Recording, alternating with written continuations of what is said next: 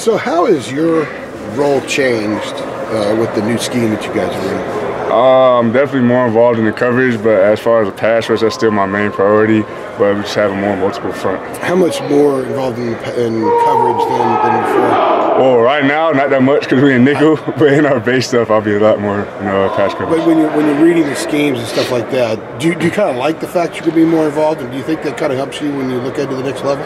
Yeah, definitely. I love that because it makes me look more diverse in what I do. I'm not just a rusher. I could drop back. I could do a little bit of everything. So are you standing up? If they go to 3-4, are you more of a stand-up linebacker? Mm-hmm. Okay, that's good.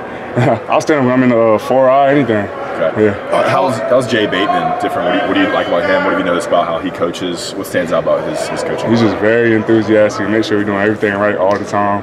And every little thing he sees, he makes sure he catches it. He doesn't let just like under the rug, anything like that. He makes sure you get corrected before it happens again. What's the general difference in the defense from last year? Things that stand out in that area?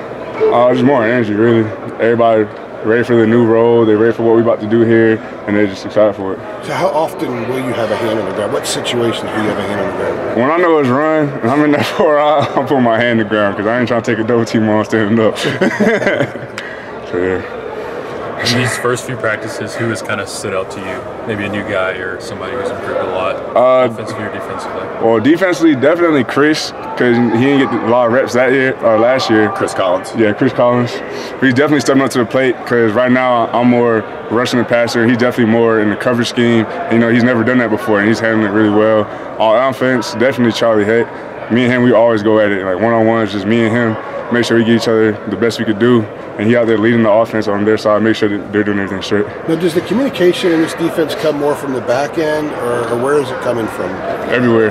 Like the D-line has checks, linebackers have checks, safeties have checks. We have to hear what the safety saying, linebackers have to hear what the D-line saying. Everything goes together, so everybody has to make sure they're talking to each other. Is that maybe the biggest transitions? Is that maybe the biggest transition, that a lot more voices now than maybe before?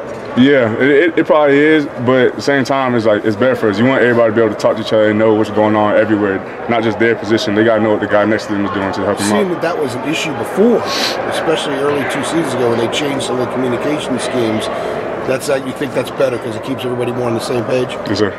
What were some leaders that stand out? You mentioned Charlie Heck. What were some leaders in offense and defense that you've noticed so far? I said Charlie. We got D-Ross that definitely stepped up as a vocal leader, not just on the field, but in the weight room and everything we do. We make sure everybody cleans up their stuff in the locker room, at the lunch table. We got Michael Carter, who's always been a leader, his enthusiastic self. Antonio, he's one of them. There's just a lot of guys, really, those are the men. What about in defense? You and Dominic and else? Yeah, Aaron Crawford, of course. Everybody's followed his lead. Yeah.